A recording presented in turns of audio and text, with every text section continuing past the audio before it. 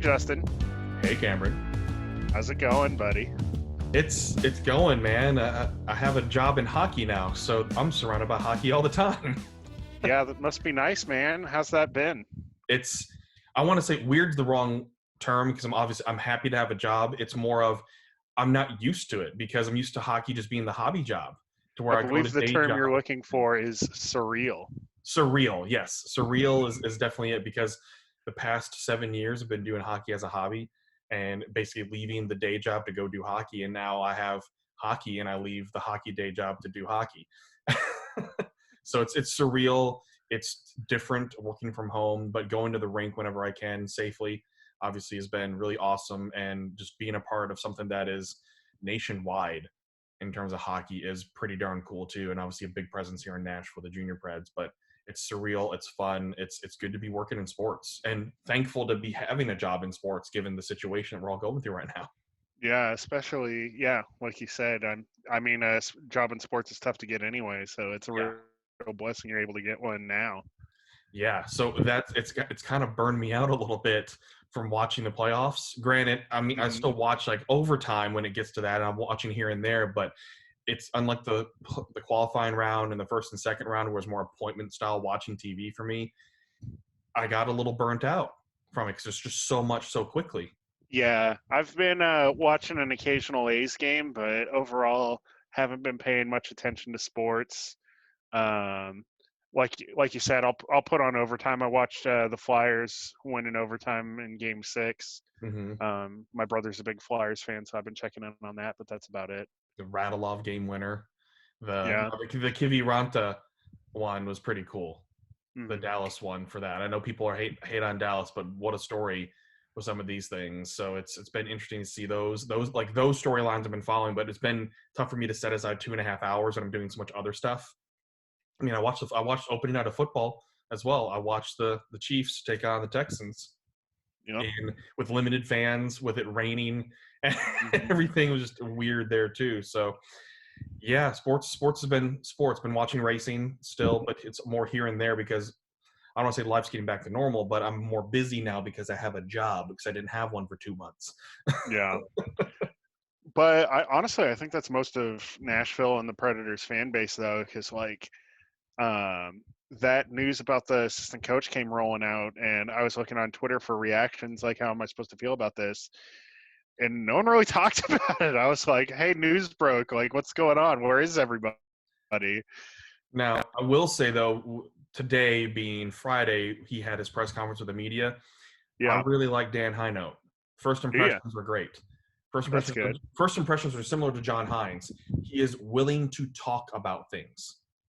Very different from the Peter Laviolette era, where they weren't getting the details. But Dan Hinote, coming from that background too, he's been a coach, he's been a scout, he's also working in junior hockey with the NTDP. So working in development, he was willing to talk about things. And what I liked about him, so this is my instant reaction, was he's in a Boyd, who is actually one of our folks at PBR. He was basically kept breaking it down of, okay, so Hines gonna be the head coach, and then Bear's gonna handle like offense and stuff like that, and then Hinote's gonna come in as like the players coach. I mean, Hinote's only 43.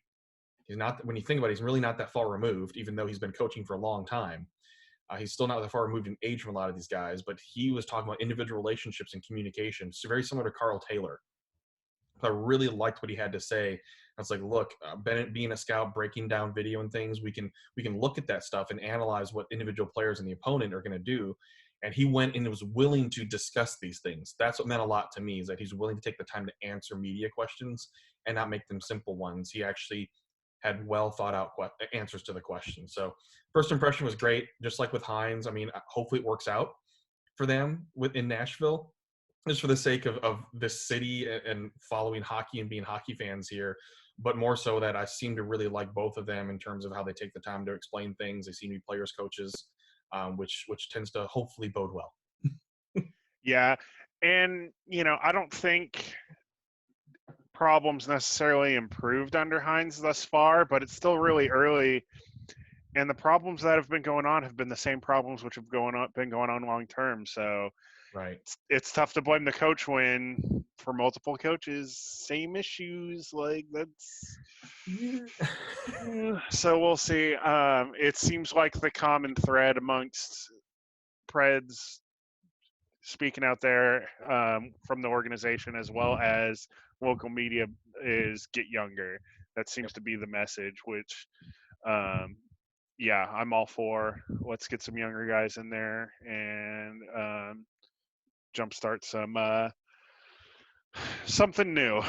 Let's get something new going on. Which is why I don't expect free agency to be that exciting this year, No, unless it's like multiple AHL signings to fill some spots in Milwaukee because they're coming up to Nashville more than yeah, anything else, or trades opening up because, I mean, most of you have seen it, but the draft going to be October 6th and 7th and free agency starting on the 9th.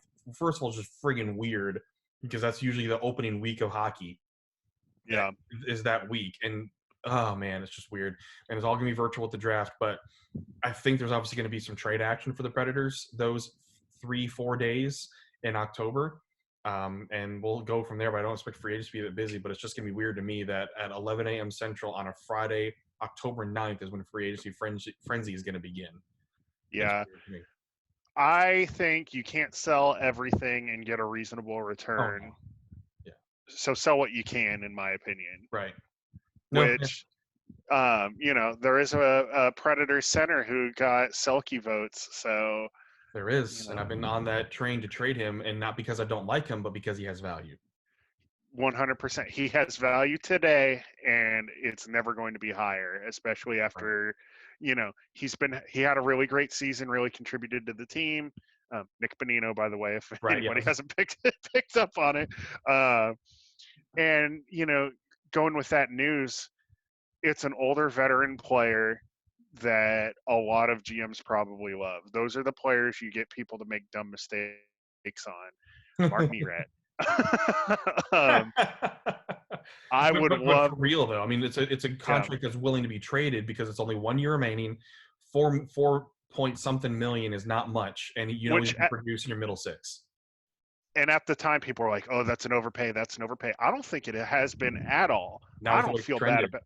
Yeah. No, he's done exactly what's expected of him. Like he started out kind of rough, I guess, but coming back from injury, of course. Yeah, coming back from injury, of course, and he's bounced back really well. He's doing everything you ask of him, and that's the type of player that GMs spend too much on. So all the time. Yeah, all the time. So I think they could get a second round pick and maybe a prospect. Yeah, I'd love to see it. One of the few with trade value.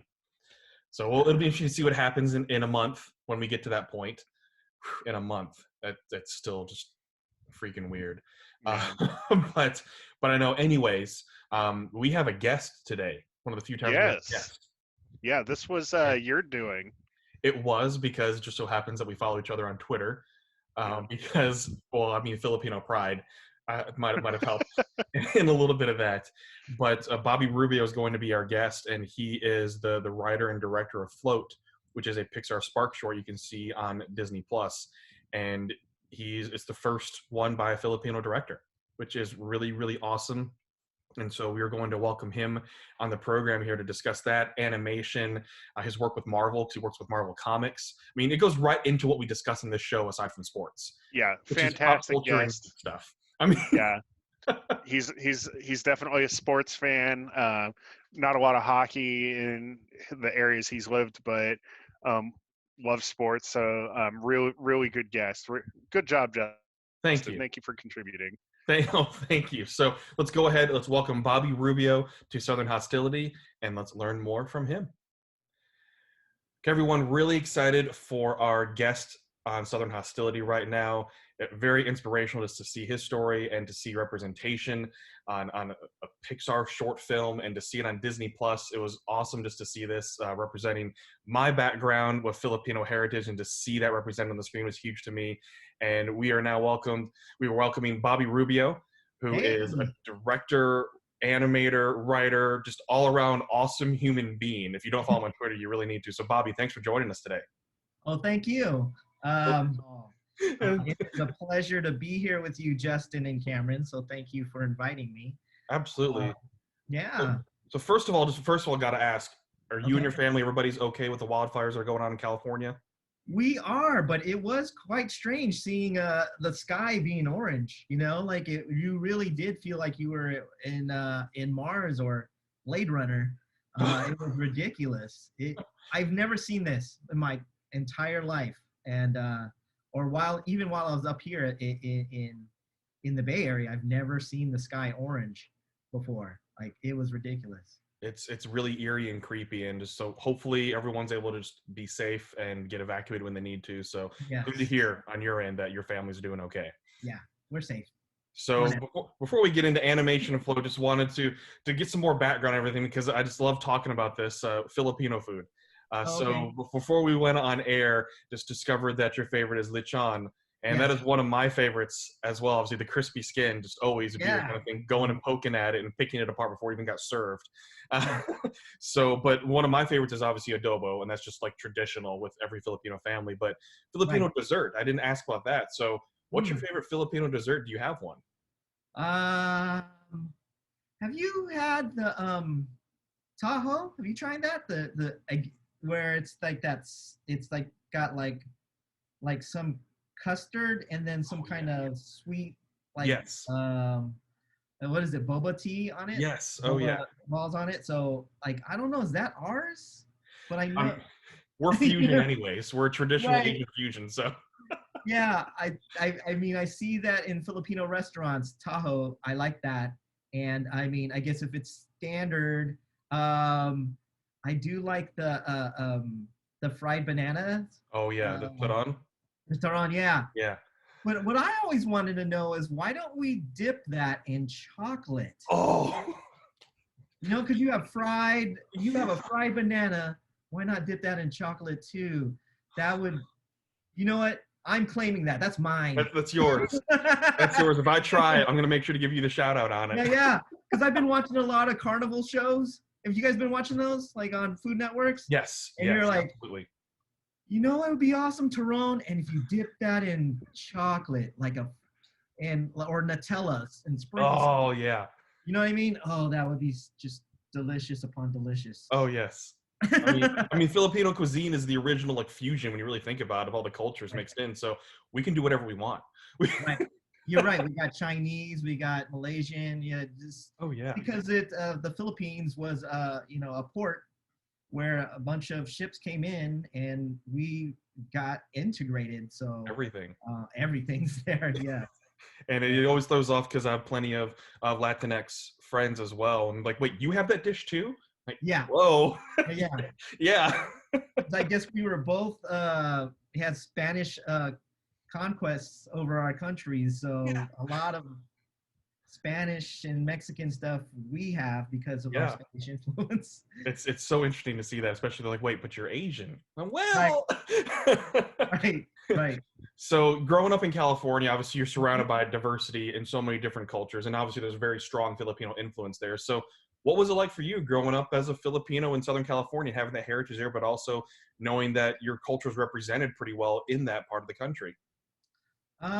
You know what? It's funny because when I was a little kid, I didn't actually think I was a minority because everybody on my block looked like me.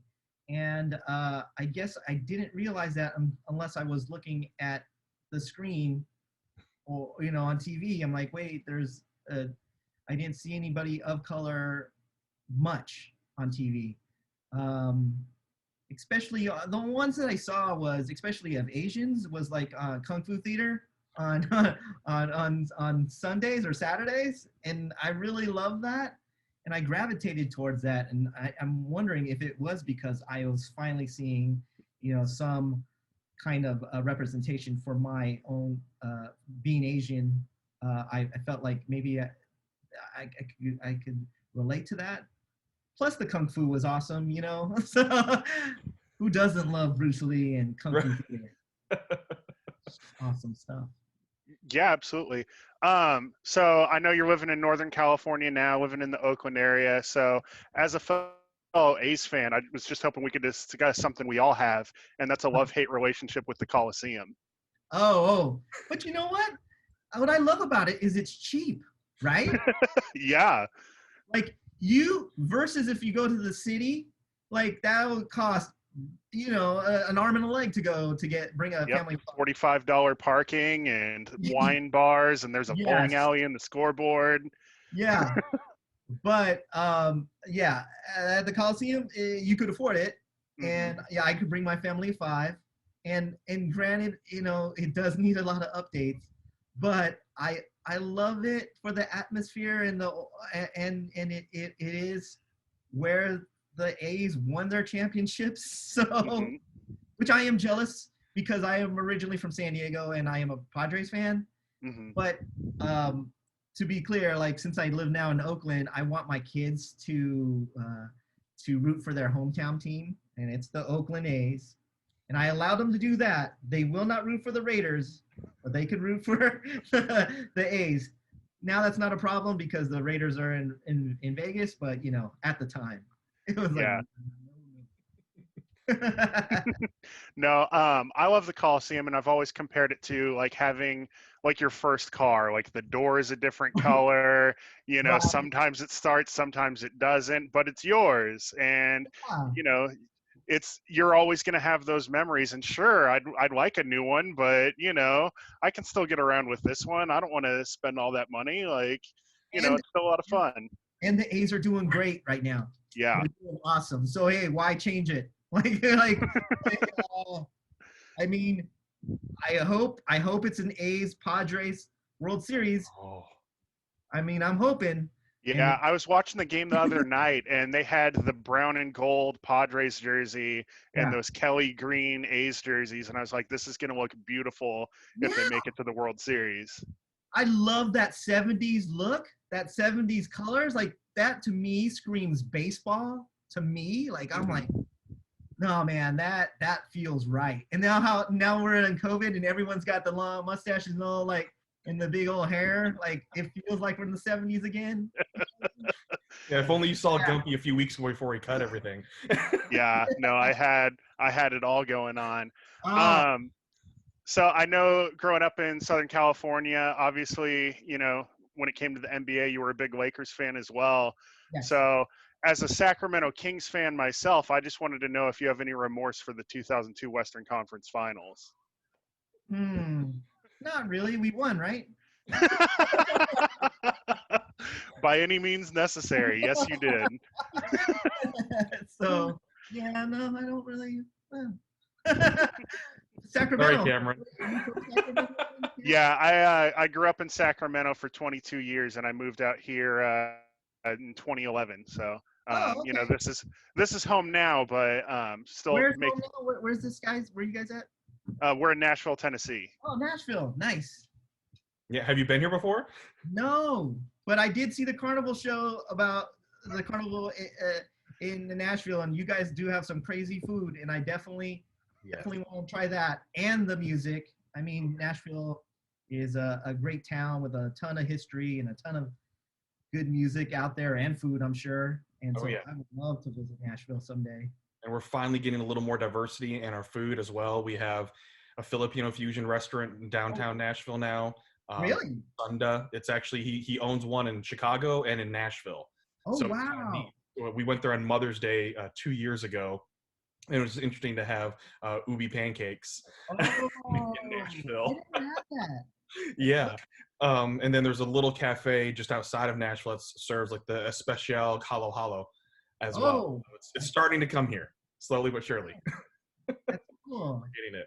So before we really get into animation and float, you also do a lot of work with Marvel and the comics as well, and it's just so great to see. I mean, folks, if you're not following him on Instagram or keeping up with him on social media, you've got to follow Bobby because he's so just incredibly talented. That's an understatement right there too. So folks, I'm sure I've seen your work, but what are some of your favorite covers that you've done with Marvel that I guess stand out to you that have really meant a lot?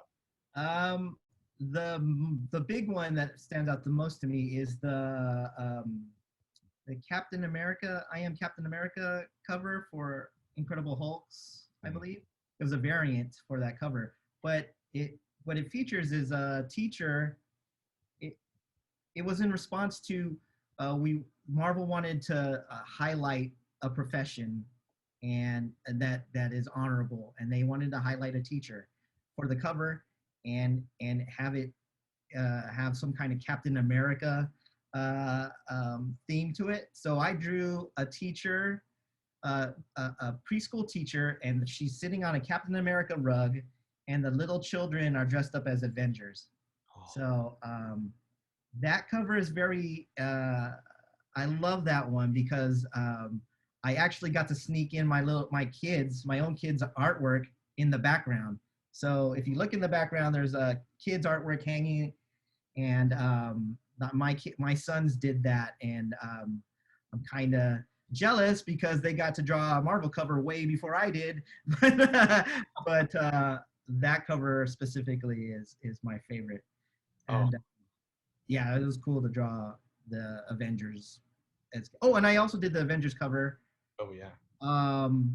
Which is the standard Avengers Assemble, but the standard Avengers cover, and that's special to me because Stan Lee signed my issue of that. Oh. And I was all like, to hang out with the man that you idolize, and you're drawing his characters, and you're in his presence. I mean, that was a true honor. So yeah, that's another one, that cover. So. Wow. That's really cool. For lack of a better phrase, that's really cool.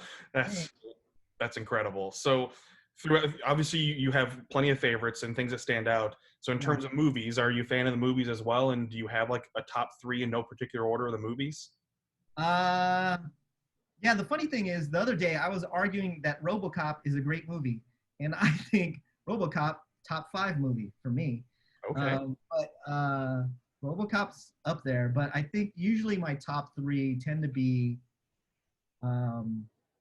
like Empire Strikes Back, Raiders of the Lost Ark, and Superman the movie. And then if I'm being like filmmaker guy now, then it would be Shawshank Redemption. Let's see, what are the ones that are like? Shawshank Redemption's definitely up there. Yeah, for sure. And I mean, what are you guys like? I feel like it's one-sided. No. Well, I mean, you named 3 movies that for me mean a lot just because John Williams scored them. Yes. Empire, Raiders, and Superman. And I mean, the nerd posters behind me.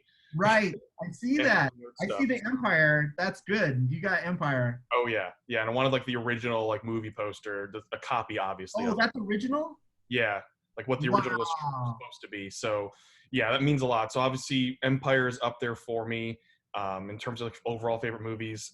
And I know people laugh because I was one of those people that went to see Endgame a ridiculous amount of times in theaters. Oh, I think Endgame is one of the best movies too. Oh, yeah. Yeah. Like, all across the board because the character, there's character arcs, there's drama, there's action. It has everything. Romance. Yeah. I would argue with you too. Yeah, that's a great movie. I love that. I love it. And it's one of those things like I went to see it so often in theaters because I'm going, how many times am I going to be able to see it on the big screen in a movie theater experience, especially nowadays? I know. Luckily you went, right? Yeah. So those are obviously up there for me. And then, I mean, Remember the Titans is a really good one for me, sports movie wise. And so is Miracle. Yes. More Disney sports movies, but those just mean a lot to me in terms of just like the American sports story, I guess. Right. So to me. Cameron, what about you? One thing I've put a lot of thought into recently is, in today's day and age, it's so difficult to captivate somebody. We're constantly distracted. So anyone who's doing something successfully now is just amazing to me. I've been watching the Disney Gallery behind the scenes with The Mandalorian for the second time. Oh, yeah. And one thing they really talk about is they put like limits on themselves, and out of those limitations becomes creativity. So they don't have, Luke Skywalker or anything. They compared it to like, you get your hand-me-down toys from your older brother. So, you've got one beat up like Boba Fett toy, and then you kind of just have to make do with everything else. Yeah. And from a creative perspective, that's something I've really put a lot of thought into is, you know, how can you creatively limit yourself in today's day and age to kind of breed that creativity? You've got obstacles to overcome, because if Right. you have everything, you know, it's too easy. You Right. know, you don't have to innovate. Right. So that's something I really respect, and that's something on the music side. I'm a big Jack White fan, and that was a big thing behind the White Stripes as well, because Oh, it's okay. one guitar, one drummer, and that's Yeah. it. Wow. You got to make a difference that way. So that's something I've put a lot of thought into as well. So obviously, Star Wars is a big thing for me. From a comedic perspective, big sitcom fan. So your Seinfeld, your The Office, things like that. Yeah. Um, Office Space was a big movie for me back in the Yeah. day. I remember seeing that on Comedy Central at 3 a.m.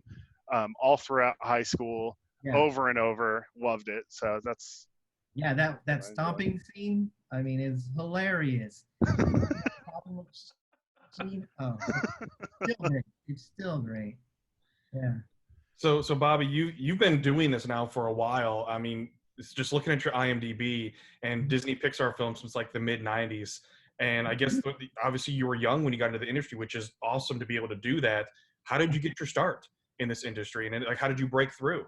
Well, I went to the California Institute of the Arts, which is known as CalArts, in Valencia, California, and that was founded by Walt Disney, and it's a university that a lot of animators went to, and a lot of directors went to, animation directors went to, and so immediately once I graduated from there, I got an internship at Disney, and my first movie was Pocahontas. So yeah, I was straight out of college, and I had a great experience there. So, you kind of talked a little bit about, you know, the movies and things you've enjoyed in the past, but, you know, out of those, like, what really spoke to you? What made you decide, like, yeah, this is something I want to do for myself. This is something I really want to look into. You know what? I will. I'm an '80s kid or '80s kid, so like I saw Robotech, and a lot of stuff that I saw was cartoons on TV. So, and I gravitated towards Robotech, G.I. Joe, Transformers, more so than Disney movies, because back in the '80s, early '80s, there was no Disney movies. And so I think those were a big, huge influence on me. I like action, adventure stories. I like blockbusters. It goes back to what we were talking about, like the Steven Spielberg movies and George Lucas movies. I think I gravitate more towards those type of movies, blockbusters, than perhaps art housey movies, just because I feel like I want a broad audience to see my work, and I want them to enjoy my work. And I actually feel that's a good thing. I don't see that as a bad thing of trying to be a blockbuster filmmaker. That is what I want to try to do. I mean, well, I'm at Pixar, so that's kind of like where we're at. Like, we make movies for families and the broader audience. Sometimes we reach art house levels, but sometimes we don't, and I'm fine with that. Awesome. So I know it's a common struggle among creative people to maintain productive habits. What kind of things do you do to like jumpstart or sustain that creative energy? Hmm. I tend to draw, or at least write every day. Um, and it doesn't have to be great. It just has to keep my juices flowing and keep me moving forward. Um, I think I've heard this from many writers and many artists. It's just about the constant working. It's the process. Everything's not going to be perfect, but if you keep at it, eventually you'll look down and you'll be like, there it is. That's what I was trying to achieve. And so that's what I do. I constantly work at my craft.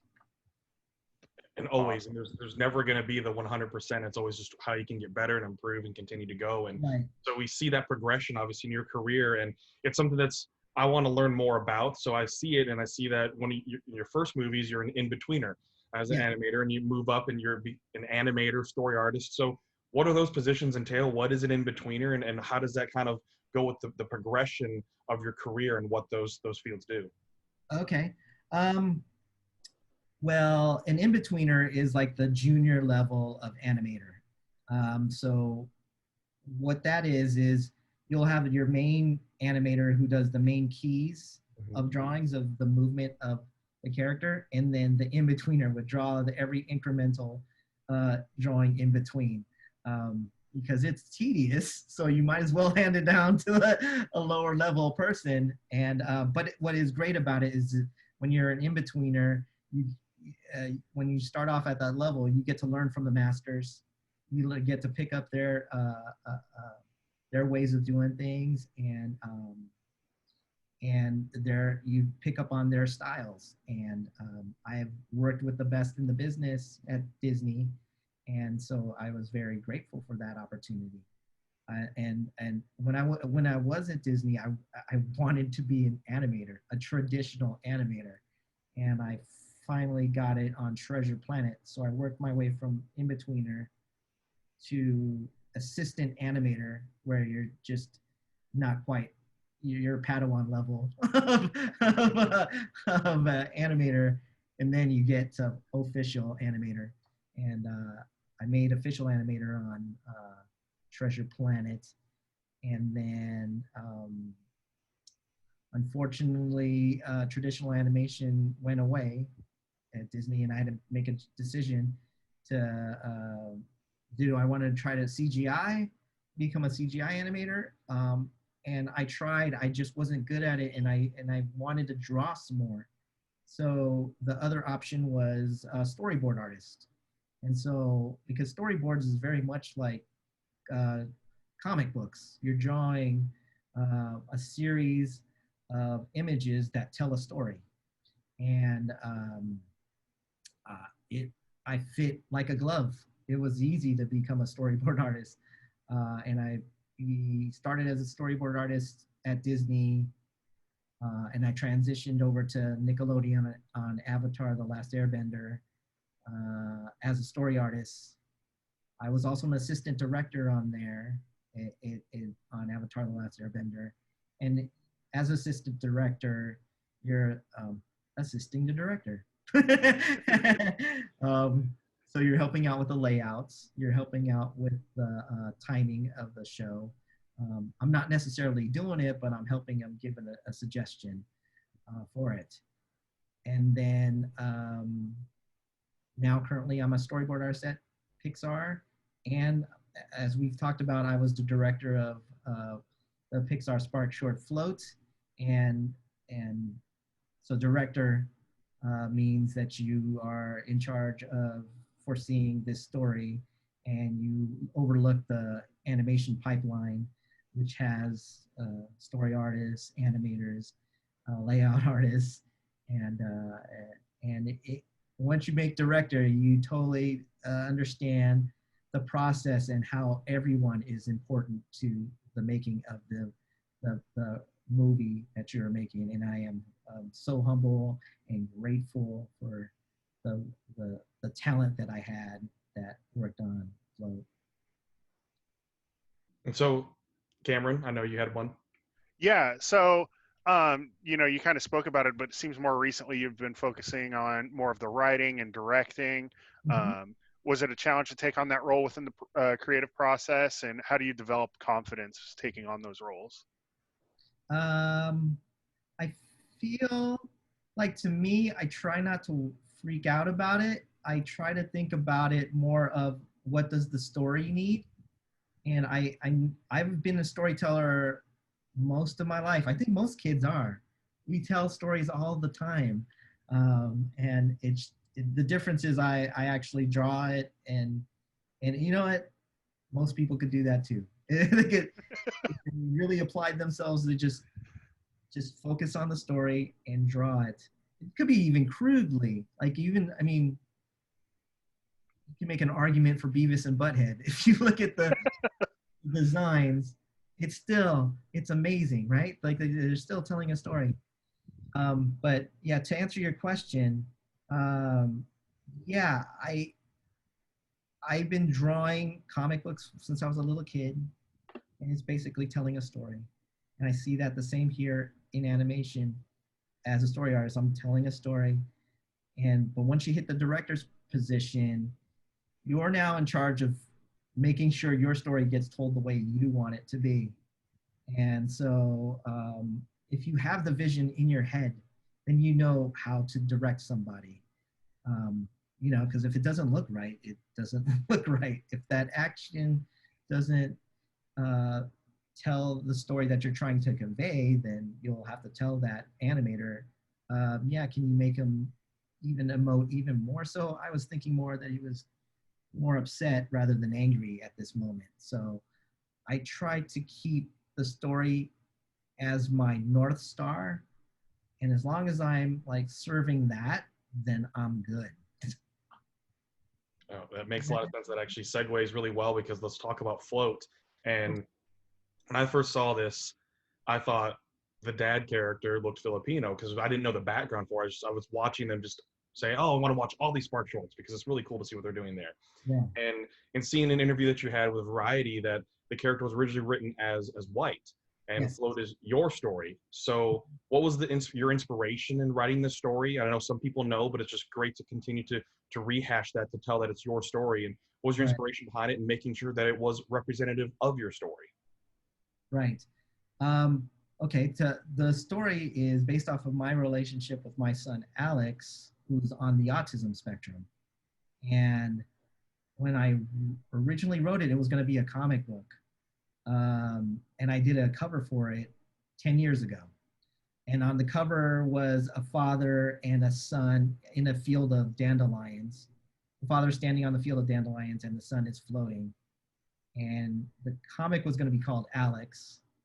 And the tagline for the comic was "A Special Child and a Father's Journey." And yes, on the cover, the characters were white. And I think at the time, because I was like, well, I got to sell this comic, and I don't know if anybody wants to see a Filipino American characters. I mean, I don't know how viable that would be. And you know what? I give it to Pixar. I give Pixar credit, because when I had storyboarded the short, the characters were still white. And they were like, hey, why are they white? This is your story. You should tell it from your perspective, and you should make the characters Filipino. And I was given the green light. And when you get that opportunity, you run with it. I thank Pixar for having the insight to do so. And I'm happy that since it's been out, that Filipinos all across the world who have seen it can see themselves up there. But also not only just Filipinos. I've gotten emails from parents of children who are on the autism spectrum who saw themselves in that short. I've also gotten the beauty about the float metaphor is that the metaphor is about difference. And that's what I said in the short. When I did my dedication, I said this is dedicated to all the families with children deemed different. And I've gotten lots of emails and notes about just parents going like, yeah, my son is different. And whether that is, or our child is different, whether that's a gender difference, whether that's a sexual preference difference, whether that's a difference in, I don't know, religion, any outsider that felt out of place, they have contacted me and said that they responded to the character. And it's about acceptance and love and inclusion. So I am grateful that it's resonated with people around the world. And it's phenomenal. It's phenomenal to me what a short can do, and how so many of these Pixar shorts and these SparkShorts can inspire, entertain, make you feel. And it may only be a few minutes long, and obviously so much work goes into them, but it makes you feel. I mean, another one that hit me was Bow. Yeah. I mean, I have the bow pop behind. It was like on my thing. I had to have a bow pop, but it hit me, and I called my mom instantly right after I got out of the movies. I was like, "Mom, I miss you. I love you." One of those things that makes you feel emotion. It's so amazing to me how, especially nowadays, that animation is so highly regarded too, and that it wasn't as much in the past, it seems, but now with what we see and how it makes you feel so emotional and you see representation in an animated piece that you didn't get before. And so it's amazing to see that. And the SparkShorts program, it's allowed so many creatives from so many different backgrounds to have their works published. So to you, just why is representation important, and what does it mean to you just to know that there's more outlets for inclusion, and they're becoming more available in the industry, and that, like you said before, you got that push from Pixar. They said, no, you need to make this about you. So how does that feel to you to have this outlet now? I absolutely love it. And I think it's great that we are in this time now where you can see a person of color as a lead character in a short. And I am grateful for it, because now I'm talking to people like you. You and Cameron, because like I have this platform now because I did this short. And the same will happen to the directors who follow. They will tell their stories, and they will have this platform to tell people what is important to them. And so I mean, when do I get to talk to Nashville? You know, I do it now because of Float. And how do I, and if I could spread a message of love and inclusion, and then, you know, I feel grateful for that. Did you guys see when Chadwick Boseman talked about purpose? Yes. That hit hard to me. I was like, wow, okay. Well, I feel like with this platform I have purpose, and I can like spread the word of love and acceptance. So man, yeah, that it means a lot. And I know that the loss of Chadwick Boseman, you could tell, like, you just looking back at his career too, that he purposefully chose his roles as well, right. and utilized each one of those roles to spread a message.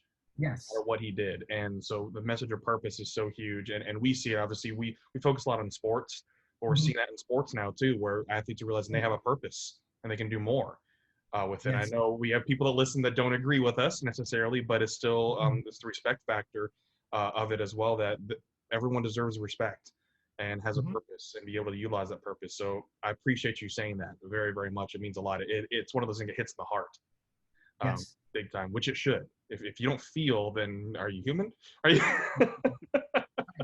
And I know before we have to let you go too, it was big for Cameron, because one of your favorite movies, Cameron? Oh man, one of the things on your IMDb was Atlantis, The Lost Empire, and I loved that movie.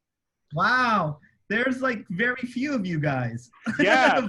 Which is funny though, because it's a little bit of a cult classic, but there were a few movies in that era like that, and like you mentioned, Treasure Planet, that, you know, while, you know, if you're just looking at dollars and cents, maybe not the biggest successes ever, but those things mean a lot to a lot of people. So, you know, it's good that, like you were saying, it's good to just have that kind of impact on people. Yeah, and the great thing about what I loved about those movies is it added variety to Disney movies. It wasn't the princess movie again.